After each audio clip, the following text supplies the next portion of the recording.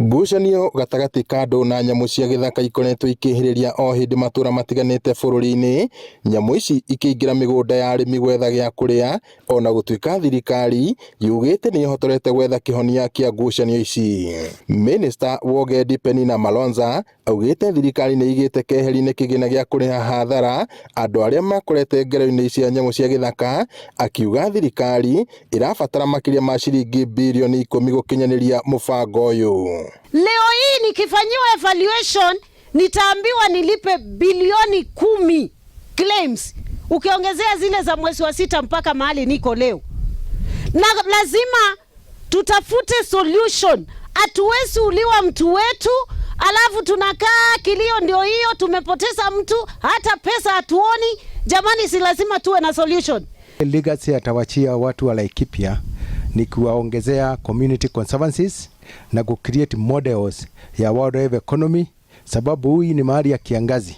Malonza arĩtie hĩndĩ ya mũcemanio wa mũingĩ itũra-inĩ rĩa Kĩraini-inĩ Karaba kaunti-inĩ ya Laikipia, kũrĩa aikari na atongoria maikĩtie mateta mao makĩenda thirikari ĩke mĩtũkĩ na kũrĩa hathara kũrĩa andũ manatharĩkĩrwo nĩ nyamũ cia gĩthaka. Tukang'ang'ana, saa hii tumeweza kutafuta milioni 950. Tuanzie hapo. Na bado nang'ang'ana. Hiyo pesa kwa wiki mbili tumesema ianze kupewa wananchi. Ni wafanyikazi wanajifanyia kazi, ni wakulima wanalima, mashamba ni mazuri, lakini shida inakuja kwamba wakati wa kufuna si wao wanafuna. Na wakibahatika kufuna, basi nazo dofu zinaingia hata kwa granaries au kwa store, wanakula chakula yao. Swali tunalojiuliza ni hili: ikiwa mtu amelima shamba lake alafu ndovu wamekuja wamevamia, alafu anangojewa ati alipwe after miaka 3, na yeye huyu mtu alipanda kwa sababu angetaka watoto wake wasome na hiyo mahindi ama hiyo nyanya, atasoma namna gani? Ndovu zote kutoka eneo zote imeingia pale Gatundia na ingine hapa. Hawa watu hawalali. Kuna ombi moja tu hawa watu wakaji wa hapa wameniomba. Ikiwezekana afadhali hata ulale kwa governor leo. Ulale hapa tu ukifika saa 12 ujionee. Ukijionea tu hapa ikifika saa 12 zinakuwa zote zimetokea.